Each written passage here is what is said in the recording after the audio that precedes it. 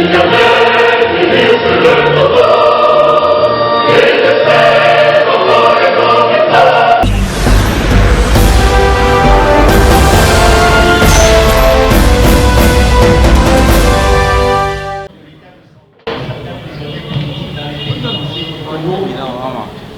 laquelle nous avons été alertés par des membres de la famille de ces détenus, auxquels nous donnerons tout à l'heure la parole, et d'autre part, l'intensification de la vague répressive contre les libertés publiques et tout particulièrement la liberté d'expression aujourd'hui.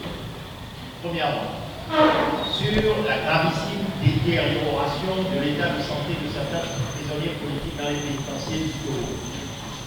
Si des mesures urgentes ne sont pas prises, 5 détenus politiques, puissants actuellement dans les prisons togolaises, risquent de connaître un sort tragique dans la prochaine période, alors que nous avons déjà connu 5 cas de décès certifiés sur un total de 8 ou 9 allégués des suites des tortures qui leur ont été infligées.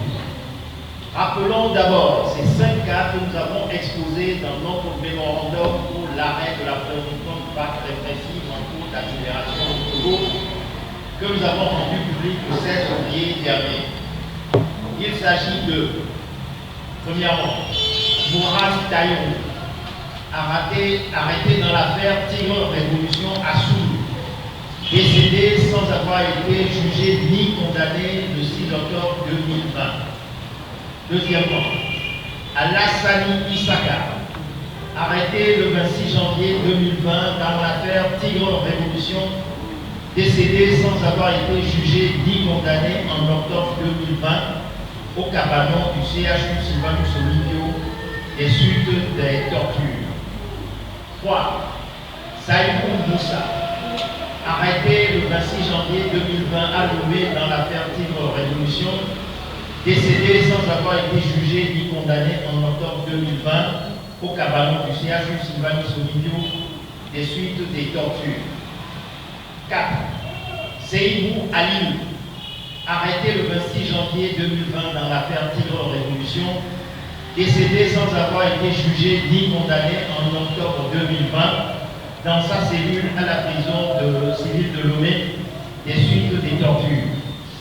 5. Moutawaki Mouroujifa, arrêté dans l'affaire Tigre Révolution, décédé sans avoir été jugé ni condamné en octobre 2020 au cabanon du CHU Sylvanus Olympio des suites de ces tortures. À leur suite, ce sont actuellement 5 autres détenus qui présentent un état clinique très inquiétant et qui risquent de connaître à leur tour un sort tragique si rien n'est fait dans les plus brefs délais pour les libérer immédiatement et sans condition. Il s'agit de, premièrement, Madame Nambea Meyouya Leila, épouse Taba, femme mariée, née le 21 octobre 1986, mère de 3 filles, arrêtée le 18 décembre 2019 alors qu'elle allaitait encore sa 3e fille, un bébé de 7 mois, Tagba Ikima, né le 27 mars 2019. Elle a été arrêtée par des agents qui, venus avec 3 voitures à son domicile, ont bouclé et encerclé son quartier de la Boisse-Zongo avant de procéder à son arrestation devant son bébé de 7 mois.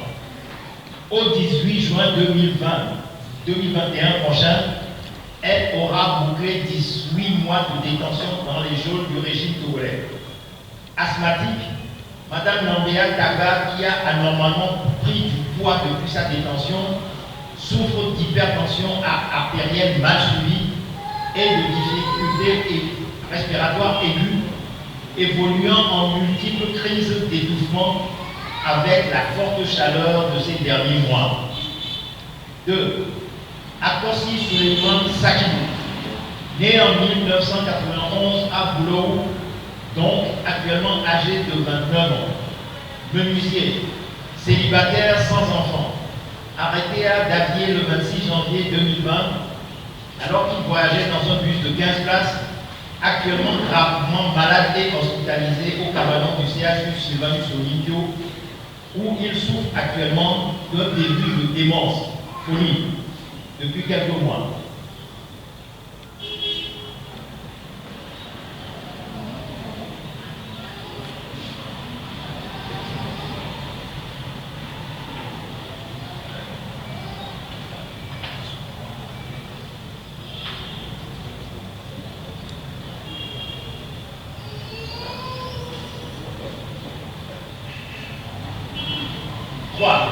Ouro Adjana Arimiyaou, né en 1998 à Suruku, plombier électricien, arrêté le 26 janvier 2020, père de 5 enfants, actuellement gravement malade et hospitalisé au cabanon du CHU Sylvanus Olympio.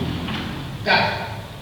Yakubu Akiliou, né en 1993 à Suruku, cultivateur, arrêté à Dabier le 26 janvier 2020.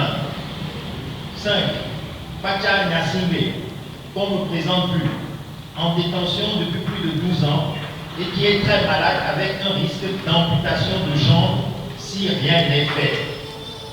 Les témoignages que nous avons eus lors de nos rencontres avec les membres des familles de ces prisonniers politiques, que vous entendrez tout à l'heure, nous permettent de préciser à nouveau, comme nous l'avons déjà révélé à propos de ce malade et actuellement détenu au cabanon du CHU Sylvanus Olympio, qu'il présente un tableau clinique très sévère, où tous souffrent d'un mal identique qui les gonfle et les rend méconnaissables par les familles. Ce sont là des symptômes classiques de problèmes cardiaques et rénaux, notamment, que les investigations de notre comité au cabanon du CHU Sylvanus Olympio ont notamment confirmé, et qui découlent de pathologies liées aux tortures, traitements cruels, inhumains et dégradants qu'ils ont subis après leur arrestation et leur maintien en détention, dans des conditions précaires qui les voient notamment constamment menottés à leur lit depuis plus d'1 an. Nous réitérons fortement notre exigence de libération inconditionnelle et immédiate de ces prisonniers politiques, ainsi que de tous les autres qui ont été arbitrairement arrêtés et détenus pour des raisons politiques, car fondés sur des faits inconsistants pour un emprisonnement et une poursuite judiciaire, notamment sur la simple présence sur une plateforme WhatsApp. 2. Sur l'intensification de la vague répressive contre les libertés publiques et tout particulièrement la liberté d'expression au Togo. 2 récentes affaires sont venues confirmer la tendance à l'intensification de la préoccupante vague répressive en cours d'accélération au Togo, les affaires Timon Corée et Paul Bissiak-Etor. 2.1.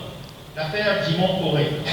Enlevé à son domicile à Adicto Gomé dans l'après-midi du jeudi 29 avril 2021. M. Timon Corée a été arrêté pour ses propos lors des émissions à l'occasion de la commémoration du 61e anniversaire de l'indépendance du Togo le 27 avril dernier.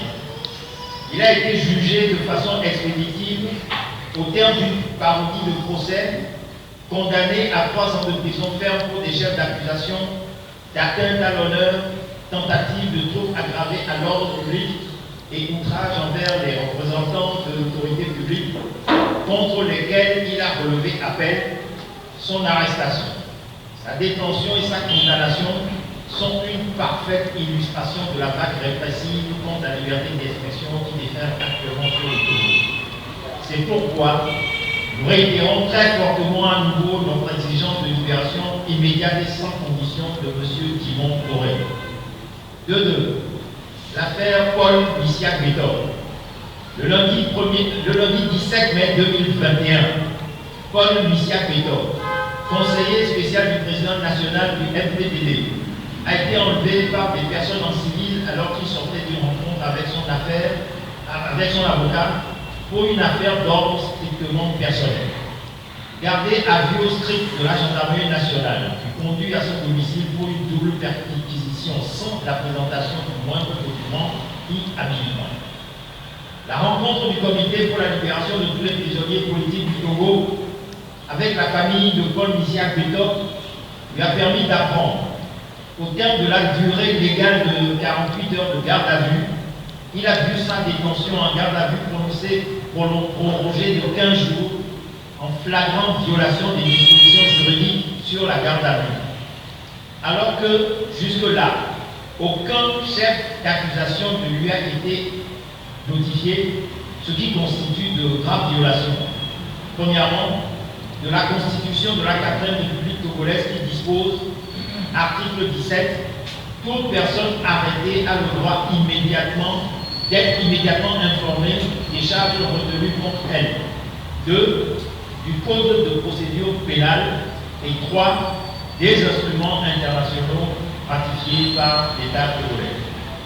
Au cours de cette garde à vue, Paul Missia Beto s'est vu saisir son téléphone portable et les gendarmes ont mis à profit le délai de supplément d'enquête en guillemets pour le fouiller méticuleusement, encore en violation flagrante de toutes les dispositions légales.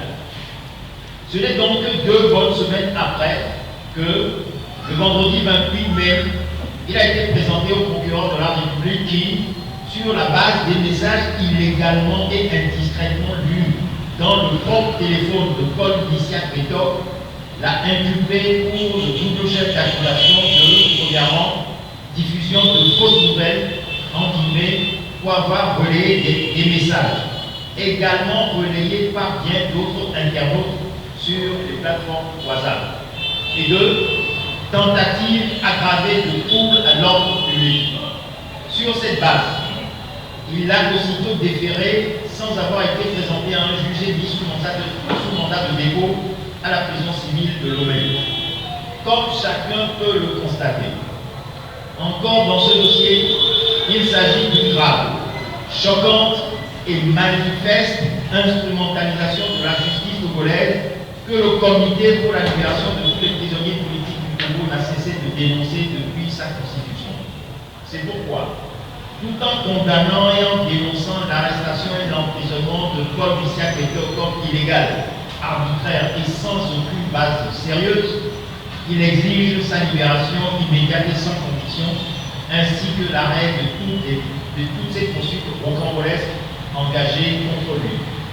En conclusion, le Comité pour la libération de tous les prisonniers politiques du Togo constate que nous sommes à un moment critique où l'arrestation et la détention arbitraire des prisonniers politiques au Togo, des menaces à nouveau de disparition ou de folie en détention, comme les 4 dans les cas ont été ci-dessus évoqués, et où les citoyens togolais sont embastillés ou sévèrement condamnés comme Timon Doré et Paul Missia Beto, alors que les grands coupables de crimes politiques et économiques sont couverts d'une totale impunité.